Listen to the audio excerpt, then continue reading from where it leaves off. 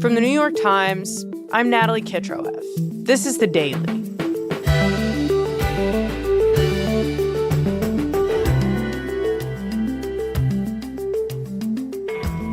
President Trump's trade war against China has so far proven much harder to win than his administration ever let on. And it's only getting worse as China undertakes its most aggressive act of retaliation to date.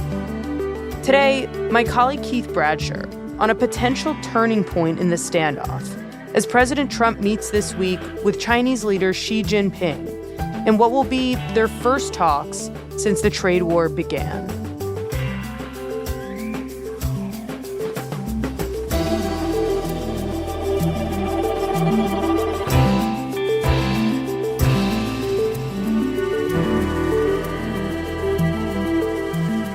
It's Wednesday, October 29th.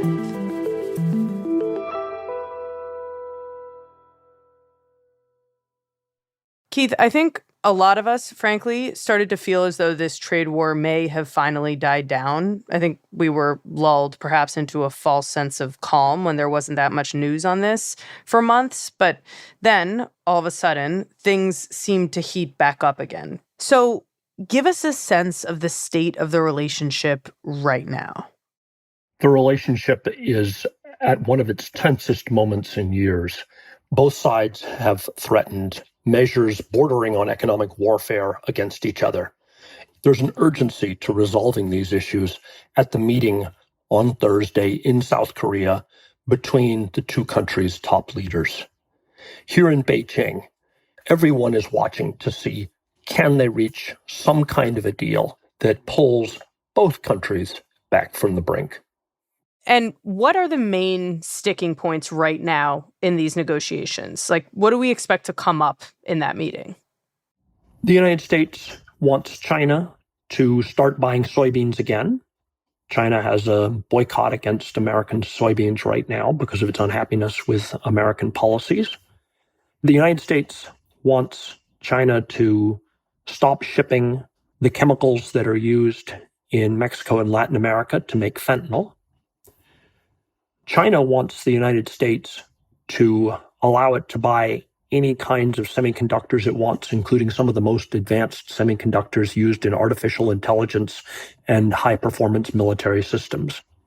And China in particular wants America to distance itself from Taiwan, although America depends enormously on Taiwan for semiconductors.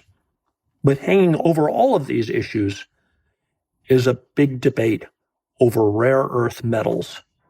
China is threatening to cut off much of the world's supply, and it's saying that it will block any effort outside of China to manufacture rare earths and rare earth magnets in competition with China. Can you just unpack what exactly China did? Because this was something that I think a lot of people were talking about as a major escalation. There were new restrictions, right, on these rare earth minerals. These are critically important to, everything from missiles to cars. We need them. And China was saying you can't have them. What exactly happened? Rare earths are very important these days. They are used all over the economy. Whether it's cars, computer chips, fighter jets, missiles, China controls the materials, rare earth metals, for making them anywhere in the world.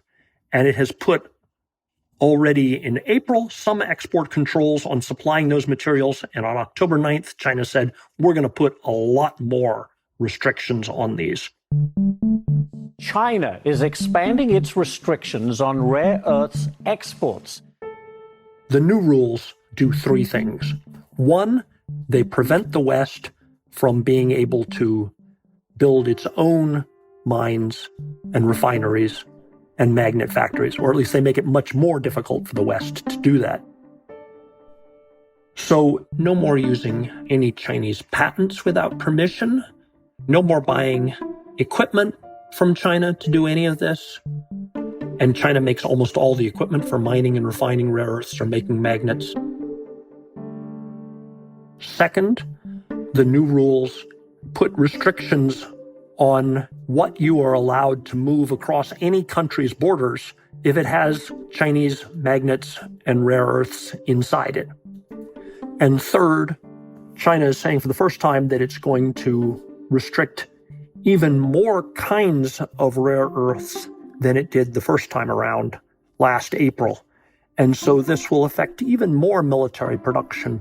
For example, making it hard for Europe to build weapon systems for Ukraine or for Europe to protect itself against Russia. Mr. Trump just announced a 100% add-on tariff to China for their export controls on rare earths. And look at this sell-off. Tonight, the stock market plunging nearly 900 points at the close. This is China versus the world. They have pointed a bazooka at the supply chains and the industrial base of the entire free world. And that's why Treasury Secretary Scott Bessent said that these new rules are a bazooka aimed at the entire world's supply chains. And, we're not going to have it.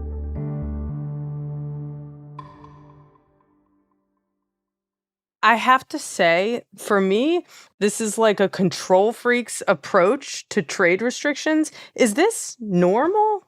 Like, do countries typically make their trade rules this specific, this in-depth, so as to control every aspect of how a product is used? The United States has done this with the fastest semiconductors. So about the top 3 to 5% of the world's semiconductors do have these very restrictive rules from the United States that do track what downstream products they are later built into. What is new and different about China's rules is that China is putting the restrictions on a raw material and then saying that products that are later manufactured from that raw material are also restricted. So in a way, this is a combination of the U.S. rules on semiconductors combined with the Arab oil embargo in 1973 against the United States and its allies, which was aimed at halting American support for Israel at the time. So it is both a high-tech restriction and, in China's case, it is now also a raw material restriction, both at the same time. Can I ask, Keith, do you agree with Bessent's assessment that this is China pulling out a bazooka? I really do. This is China trying to make sure that it controls global commerce and can turn on and off the taps, not just for goods leaving China, but for goods moving across Europe, across North America, across South Asia, you name it. This is seeking a new global level of comprehensive control out of Beijing by the Ministry of Commerce.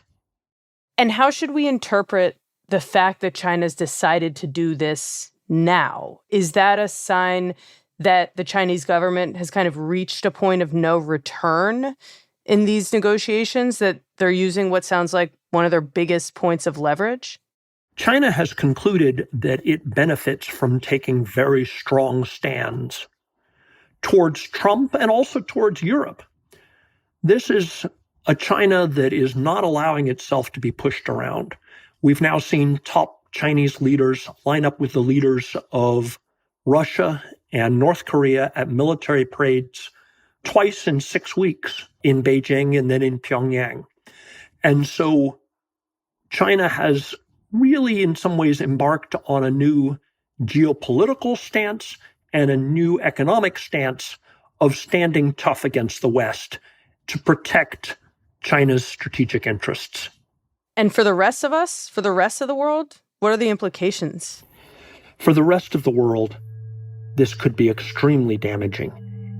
Any country with an advanced manufacturing sector has to be really worried about this.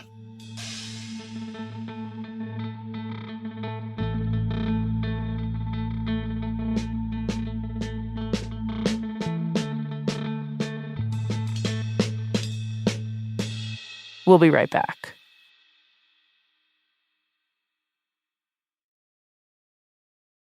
Let's talk about what you mean, Keith, when you said this could be extremely damaging. Spell out for me what kind of damage we'd be looking at in the U.S. with these restrictions.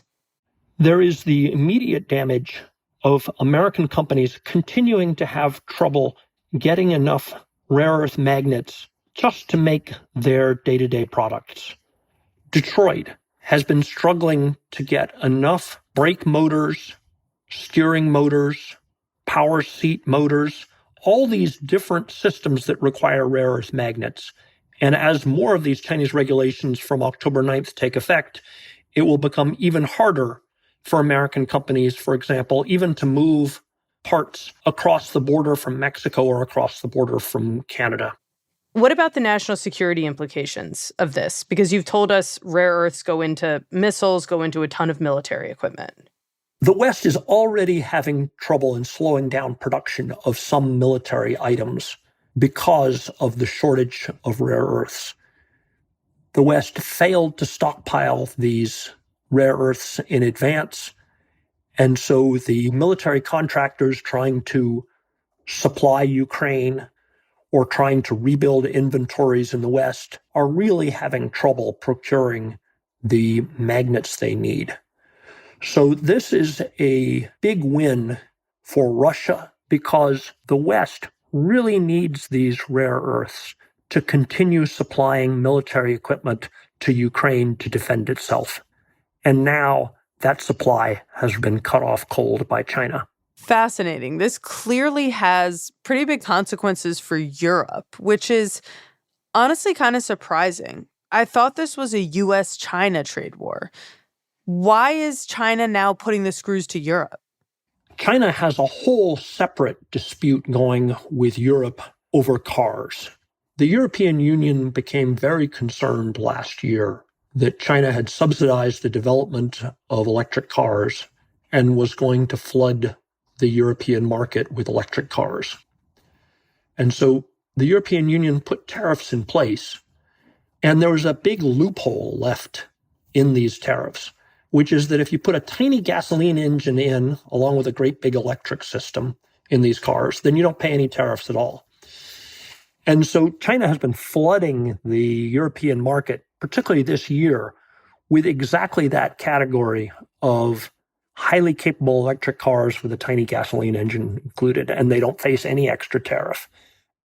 China does not want Europe to raise the tariffs. It does not want Europe to close the hybrid loophole. So China is putting a lot of pressure on Europe. And then finally, China has leaned towards Russia on the Ukraine issue. China wants Europe to distance itself from the United States in NATO. So China has a lot of incentives to be very tough with Europe and has been very tough with Europe this year. Listening to you, Keith, I have to say, it does seem as though China has the ability to inflict just enormous pain with this. If China is willing to go this far in the trade war, it does seem fair to say that they have the upper hand. Am I wrong about that?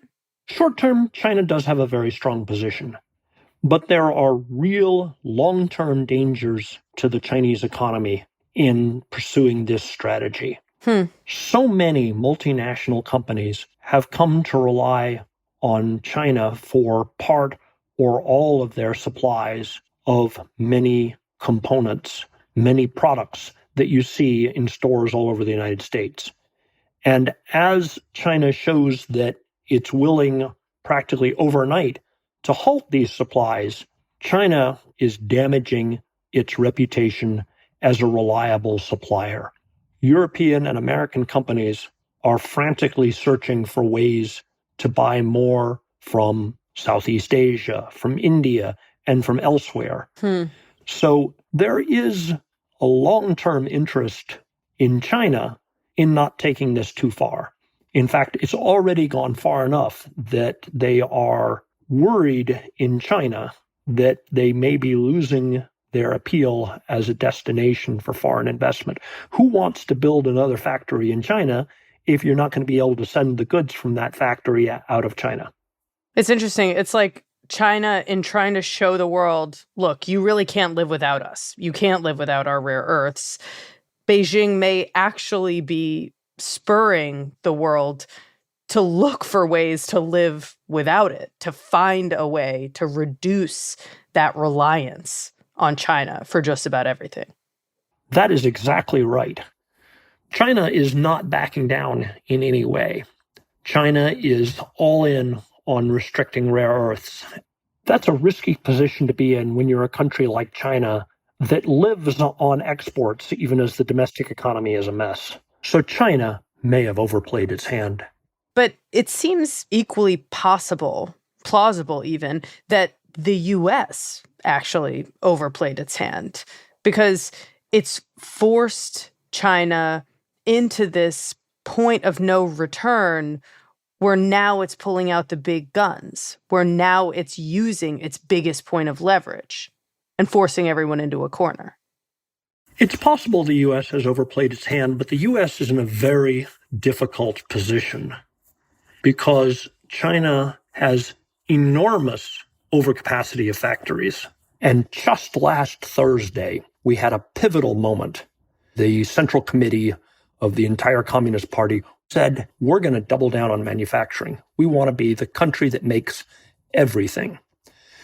And that is a direct challenge to the United States and Europe, which still have some manufacturing sectors, and to Japan and to South Korea. This emphasis on making practically all kinds of advanced technology is really a worry. And so the United States is on the spot now.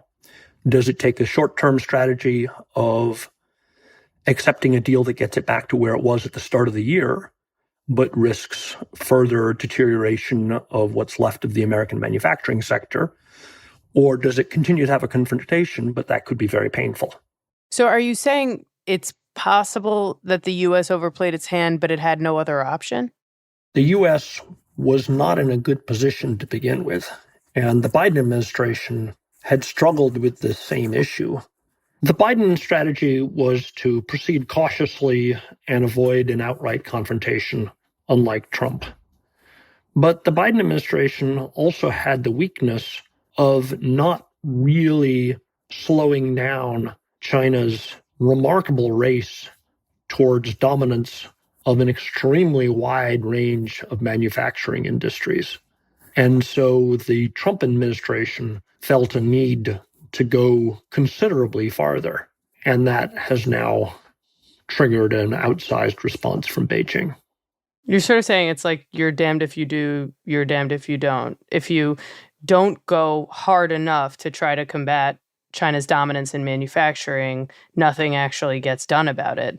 But if you do go too hard, you risk eliciting this kind of really potentially damaging retaliation. That's exactly right, Natalie. But has all this poking of the bear that the Trump administration's done actually done anything to slow China's progression toward the most dominant superpower manufacturing country that we've ever seen? Yes. The Trump administration tariffs have resulted in a significant drop in Chinese exports to the United States, more than 20% this year compared to last year. On the other hand, China has been ramping up exports to other countries, such as Vietnam, and you get estimates that as much as 85% of China's exports to Vietnam then end up in the United States. So Chinese exporters have been very nimble in finding alternative routes through countries like Vietnam and Mexico to still reach the U.S. market. But the Trump administration felt it needed to do something because the U.S. industrial base has been rapidly hollowing out. And without a strong manufacturing sector, the U.S. cannot remain a strong country with a strong conventional military that can protect not only the United States, but other democracies around the world. The situation you've described is one where the stakes are just incredibly high for both sides. So at this meeting between Trump and Xi this week, what should we expect to see? Do you expect a dramatic announcement or just the continuation of what we've seen before, which is incremental agreements, temporary pauses, etc.? I expect a dramatic announcement of temporary agreements and incremental changes. I think that what we will see is a postponement, for example, of China's rare earth restrictions, but not a repeal of them. I think we are likely to see some Chinese purchases of American soybeans, but not on a scale that they previously were. One other aspect that we'll probably see is some kind of Chinese promise to limit exports of chemicals used in making fentanyl. And then we may see a promise to get together and have a more in-depth conversation in China next February. So, a narrow deal, perhaps announced with great fanfare. Exactly. The two countries' leaders might be able to establish a floor for the relationship here. They might begin to change the trajectory so that next year they can begin to patch together something better. Because if they don't, then we could be headed for ever greater confrontation between two superpowers with enormous ability to harm each other and the entire world. Well, Keith, thank you. Thanks for making us all smarter in anticipation of it. Thank you. Always good to talk to you, Natalie.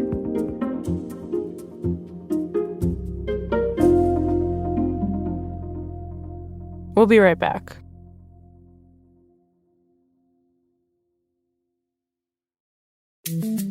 Here's what else you should know today.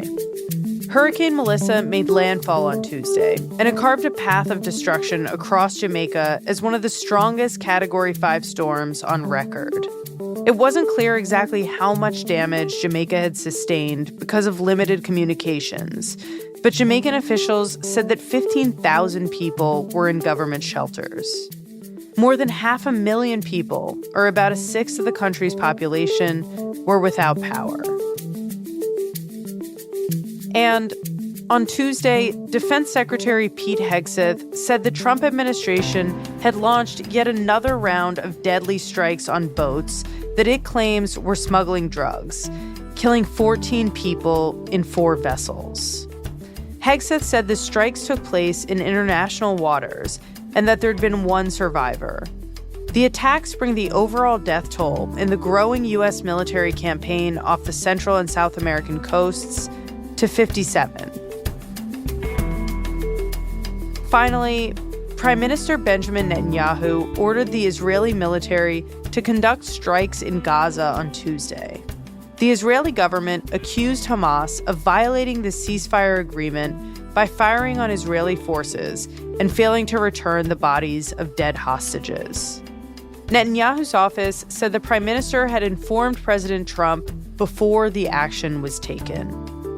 Hamas denied involvement in an attack on Israeli forces and, in a statement, said it remained committed to the ceasefire agreement, which it accused Israel of violating.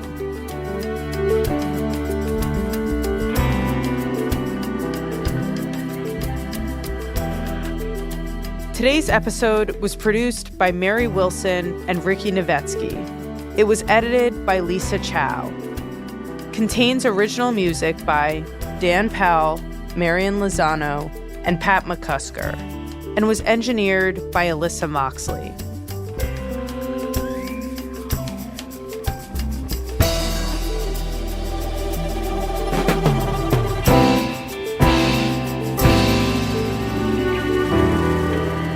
That's it for The Daily.